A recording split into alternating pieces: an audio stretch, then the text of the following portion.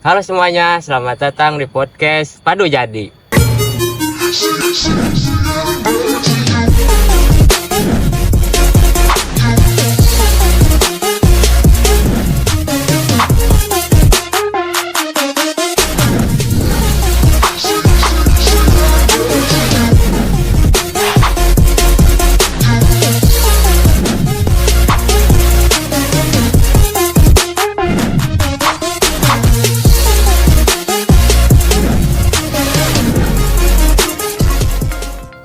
Tempat kita ngobrol santai tentang dunia pemrograman dan teknologi.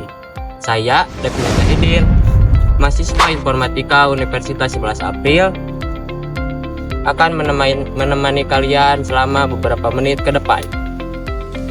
Di episode kita kali ini, kita bakal ngobrolin topik seru banget, yaitu algoritma backtracking. Oh iya, ini juga bagian dari tugas yang diberikan dosen kita untuk mata kuliah strategi algoritma.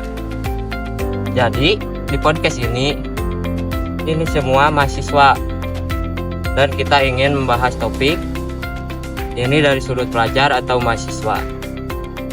Tapi saya nggak sendiri, sudah hadir bersama saya teman kita Sansan Maulana Anugrah yang juga mahasiswa Universitas Informatika 11 April Sumedang. Halo Sansan, apa kabar?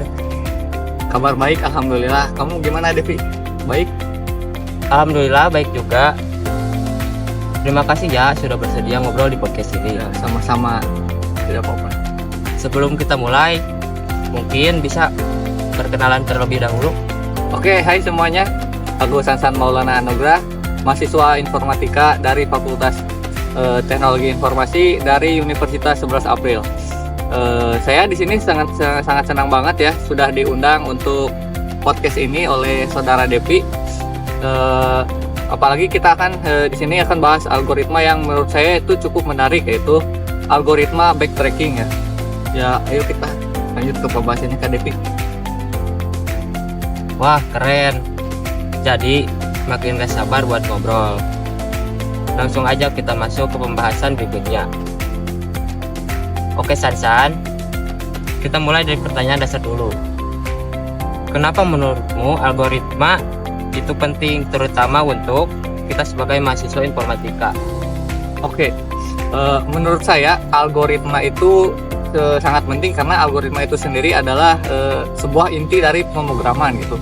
Jadi semua pemrograman yang kita buat itu entah itu aplikasi atau mungkin sebuah sistem ataupun game, pasti punya algoritmanya masing-masing itu di baliknya. Kemudian di algoritma backtracking ini salah satu teknik penting karena dia membantu kita menyelesaikan masalah yang punya banyak kemungkinan solusinya gitu. Oh, jadi algoritma itu semacam otak dari pemrograman. Ya betul sangat betul sekali Kak Devi.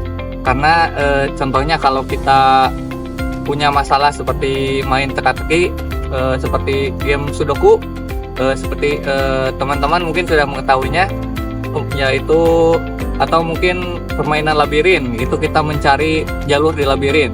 Nah, algoritma backtracking ini itu sangat berguna untuk menyelesaikan game-game seperti itu. Wah, aku jadi penasaran. Jadi algoritma ini relevan nggak sih di dunia nyata? Oh ya, algoritma backtracking ini itu tentu sangat relevan untuk sekarang ya di dunia ini. Misalnya dalam dunia nyata ini kita bisa pakai algoritma backtracking ini untuk penjadwalan tugas. Kemudian seperti pemecahan teka-teki. Terus atau bahkan untuk optimalisasi jalur di sistem navigasi gitu. Jadi algoritma ini tuh nggak cuma teori, tapi ada penerapannya juga. Oh, sekarang kita bahas lebih dalam lagi.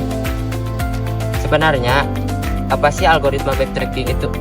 Oke, algoritma backtracking itu merupakan sebuah metode pencarian solusi dengan cara itu mencoba kemungkinannya satu persatu gitu.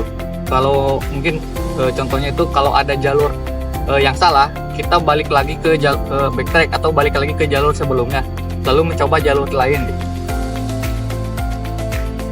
Jadi semacam coba-coba, tapi tetap terorganisir gitu ya? Ya betul. Oh, aku paham sekarang. Selain Sudoku, ada contoh lain nggak? Banyak sih. Salah satu contohnya adalah N Queen's Problem, yaitu menempatkan N ratu di papan catur tanpa saling menyerang gitu ratu itu. Jadi backtracking ini mencoba semua kemungkinan posisi ratu itu, misalkan jangan sampai dua ratu ini tuh saling menyerang gitu. Jadi nanti itu kita coba satu persatu posisi-posisinya, sampai kita ketemu posisi yang mereka ini nggak bisa saling menyerang gitu. Ternyata luas juga ya penerapannya. Sangat-sangat luas. Sekarang kita coba bahas studi kasus. Misalnya, ada labirin besar, kita mau cari jalan keluar. Gimana algoritma backtracking menyelesaikan masalah ini? Oke, untuk menyelesaikan adanya labirin besar, kalau kita mau cari jalan keluar, yaitu dengan algoritma backtracking ini kita mulai dari titik awal, yaitu kemudian dari titik awal tersebut kita mencoba satu jalur.